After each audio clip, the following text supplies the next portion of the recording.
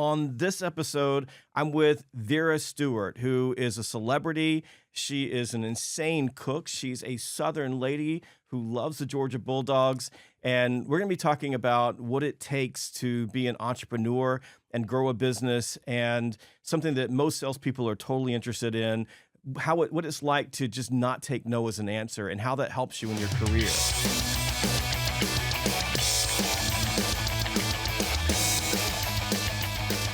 I would say that the difference often between someone who is able to go to the next level in their business and those who don't are that there's something inside of you that recognizes that there's an opportunity in that moment. Don't mess it up. Like, take advantage of it.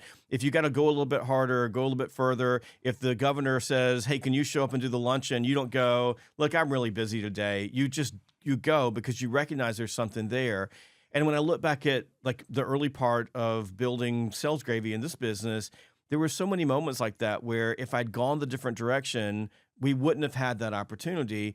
And I'm curious from your standpoint, do you see it that way? Like, because when I read your history, I'm like, this happened and she took advantage of it versus letting it just slip by her. Well, and I think sometimes people relate nervousness and, being scared and not feeling confident, that, if you take that leap of faith and you get comfortable with that, knot in your stomach or whatever it may be, you find out that you can accomplish that. But if you don't take that leap of faith, you don't know. I mean, honestly, fast forward a little bit and I get this call from what was posed as the cooking channel that I knew was new coming behind the Food Network. And they said, would you consider yourself an expert on carrot cake? Well, she could have asked me on elephant cake, and I would have said yes, because I figured by the time I need to be an expert, I'll be an expert, so I wasn't about to say no. And as it turned out, it was a hoax, and it was throw down with Bobby Flay. And, just in that moment, seeing him standing there and knowing that I was getting ready to be in a competition, the first thought in my head was, I'm going to beat him. I'm going to win, and that's why, I think a lot of times it's planting the original seed of success rather than I can't do this, or I won't do this, or I'm scared to do this. It's just saying yes. Yes. And I feel the same way. There's so many times in my career where I've had a client come to us and said, can you do this? And we go, yes. Because we figure by the time we get there, we'll be able to do it. That's correct. I think that it's the way I say it is that messy success is better than perfect mediocrity. So it's that confidence to say, I can do anything. I can figure this out. I'm not going to get out over my skis. This is in the realm of things that I do. Say yes. And I think so many people say no because of that same reason. They're insecure. They're scared. I go back to I figured out a way to get into Fort Knox. I had to jump out of an airplane to get there, but we were building out the military part of our business. I wrote a book called Fanatical Military Recruiting, and then I asked, "Is there any way I could go see the recruiting school?" And then we got into the recruiting school, and I said, "Is there any way I could go look around?" And as we were looking around, I saw an office, and it had a general in it, and I just walked in and said hello. But the person that was escorting me was like, "No!" Oh my gosh! But I walked in and said hello, and then had a conversation, and it turned into something.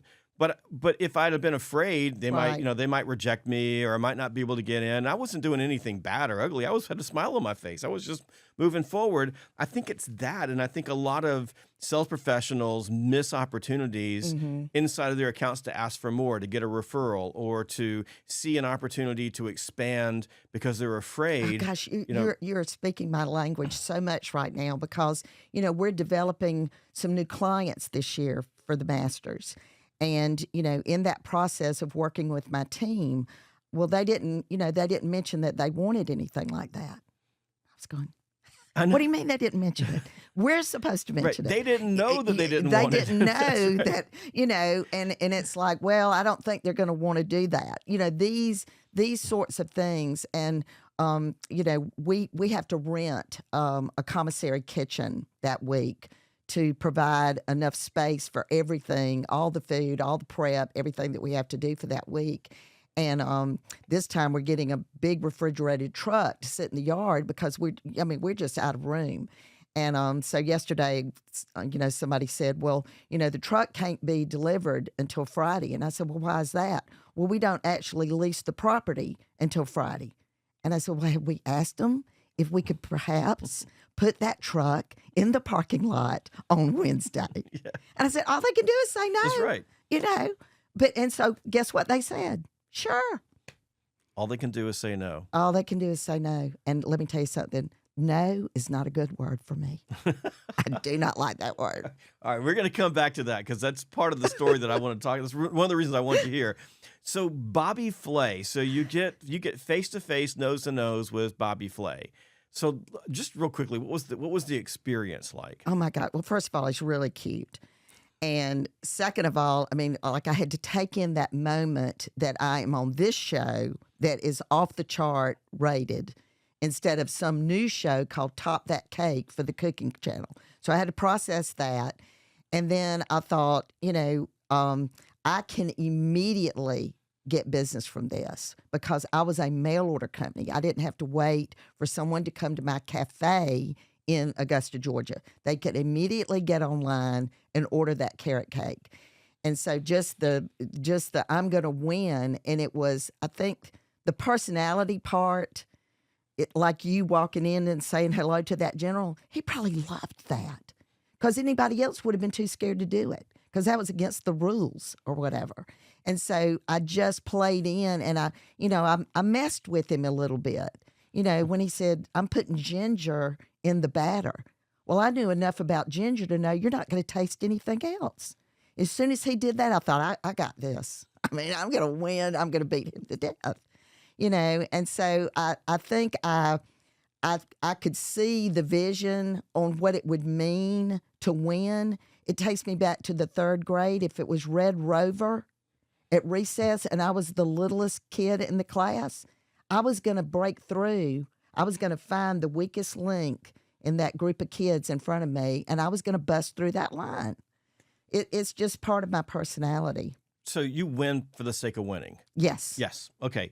And I want to make a point here because there's something that we talk about all the time at Salesgravy in our training. We talk about relaxed, assertive confidence. So people have a tendency to lean into people who are relaxed. If you're calm, you're cool, relaxed, and you totally exude that. Like you're a relaxed, confident human being. People love confident people. Like you talked about the general. Mm-hmm. And I've never met anybody who didn't love confidence and respect confidence and lean into confidence. And assertiveness. Assertiveness is you've already decided I'm going to win. You believe that when you ask for something, people are going to say yes to you. So many people, they ask because in a way that causes them to basically say to the person, I know you're going to say no to me. Right. So you wouldn't be okay, would you, if we were to put the truck on the lot maybe on Friday, would you? Like, no, you go, hey, I got a truck coming, this refrigerated truck. Can we go ahead and put it there on Wednesday? Yes. So you ask that way. It's a statement. Right.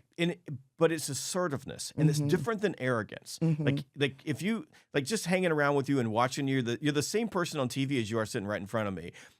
You just have this genuine, authentic way about you, but you're assertive. Like you say, I want this, and with a smile on your face. Yeah. And I think that's the difference between people who see assertiveness as arrogance. Like they're in their mind, I'm being arrogant. Arrogance different. Nobody likes arrogance. But people love assertiveness. And it's amazing. I tell salespeople all the time, like you could say, purple cow, how about Thursday at 2? And people will go yes. Mm-hmm. Because they say yes to your confidence, not to the message. Well, and I work with children so much. I have a part of my brand is a cooking camp that we do in the summer. And I speak to these things with, 8 years old, 6 years old. Don't say can't, just try it. And so building that understanding of confidence, and you can get away with so much if you act like you know what you're doing. Honestly, it's proven to be successful for me more times than not, for sure. No doubt. If you don't believe it, go watch TikTok, right? There's a lot of people acting like they know what they're doing, and they have millions of people watching them do stuff that they don't really know how to do, but they exude confidence in there. So Bobby Flay, you're on the show, and it changes everything. Oh, it does. And, the first thought that came through my mind was that he was in Augusta because somebody was going to take him to play golf. And I just happened to be the no pun intended, the carrot, That's right. the carrot and the carrot cake that made it work. But that wasn't why he was here at all. And so, honestly, that changed everything. I mean, that took me from, national reach to my brand, because our website crashed. We couldn't even accept the number of orders. And then it showed in reshows for like 6 years. And we'd start getting all these carrot cake orders. And I'd say, well, Bobby Flay ran again last night, And so the local television station said, we're going to give you your own show. We'll let you record 6 shows, and then we'll run them in reruns. Well, I didn't say anything, but I knew good well I was going to film more than 6 shows. So I went ahead and planned 24. And, well, if you work really hard, Vera, maybe in 5 years you'll get syndicated. And I thought, where's the rule book that says that I can't get syndicated until the end of 5 years? And so we approached WSAV in Savannah, looking at our data of where people are commenting, liking us on Facebook and all of that. And Savannah was that area of the state. And they just happened to have a female GM, which might have played a part in the fact that she thought this would be, good programming on Sunday morning on WSAV. And that was our first syndicated market. Okay, so let me back up for a second. So get off Bobby Flay, you get a shot. The local TV show says, Vera, we're gonna film 6 episodes. You said, yeah, we're gonna do that. I'm gonna play your game, but I'm doing more.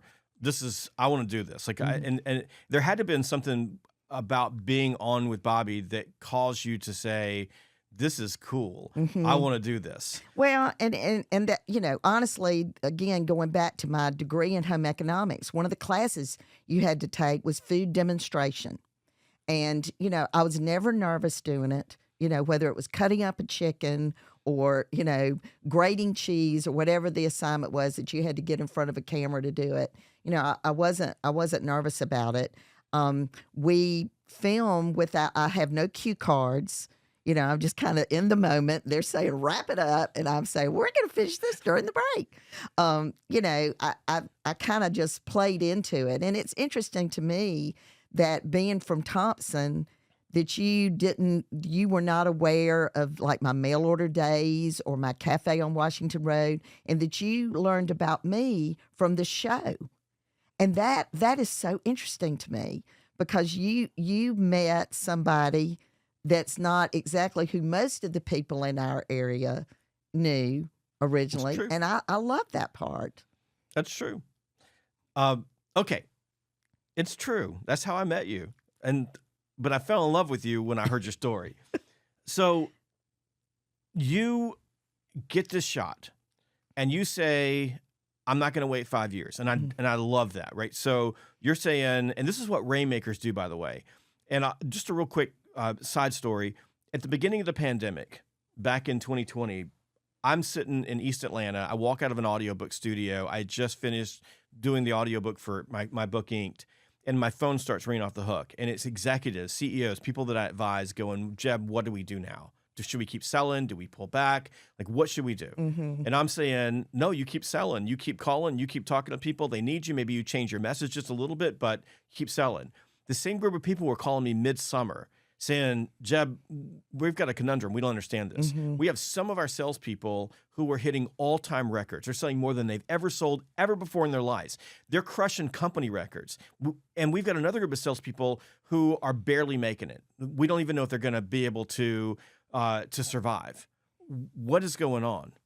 And as you started asking questions, one group were like you. They're Rainmakers. They looked at the world and said, you know what? This is the world I live in, but that's not going to stop me. I'm going to figure out a way. It turns out that I can sell more in a virtual environment because I can put more people in my funnel because I'm not driving around in a car. Right. And another group of people, I call them rain barrels, that are sitting around waiting for something to change, waiting for something to happen. And in that moment, you could have been a rain barrel and said, okay, I got these 6 shows. This is really cool. I'm going to have good fun with this. And maybe something good will happen. I'll wait for 5 years.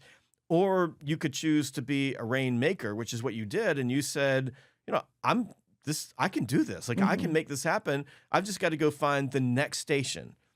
What was that moment when I don't know if you got in your car, if you got on the phone, but you decided to go to Savannah or get with, WSAV and say, you need to have me on, on the show after people told you couldn't do that? Like, what was that like, and how did that manifest itself into a sales call essentially? Well, and for the audience, being in front of you and feeling this chemistry and there's nothing like it. And for me to be able at the time, this sort of setting, was not an element back in 2011. So I had to get in front of her. I wanted her to see that I was very serious about it, that I could bring an audience, that they could sell 8 commercials during my show for top dollar, and that they could make money putting this show on as a barter. Okay, so let's stop for a second because this is important for all the listeners, very important. You went in thinking about her. So you went in and said, you can sell 8 commercials and you can make money, and that was your pitch. Not, I'm great, but here's how I can help you sell more advertising for your radio station. That's crucial because when we take relaxed assertive confidence and we put that with you focusing on the value that you can create for the person that you're having a conversation with, all of a sudden you have magic. That's right. And that was 2013. And if they weren't selling those 8 commercials, they'd put in Ginzu knives or pocket fisherman or, something like that for paid programming. But instead, they're running quality television. They're able to sell those commercials. The show is top rated during that time frame in Savannah. And we've actually, Jeb, never lost a station. We've never had a station cancel our 100% program. retention. 100% retention. Okay. Go ahead. No, keep going. No, because honestly, if they even thought about it, I would be in my car. I would be on my way there. But that also says that you take care of your stations, right? And you stay committed to them, you stay focused on them, and I think a lot of people take for granted what they have versus truly investing in making sure that those stations who are integral to your success are happy with the product that you're producing. Hey, I'm doing a happy dance because you watched this video. Make sure that you click like and subscribe so that you never miss one of our amazing sales training videos.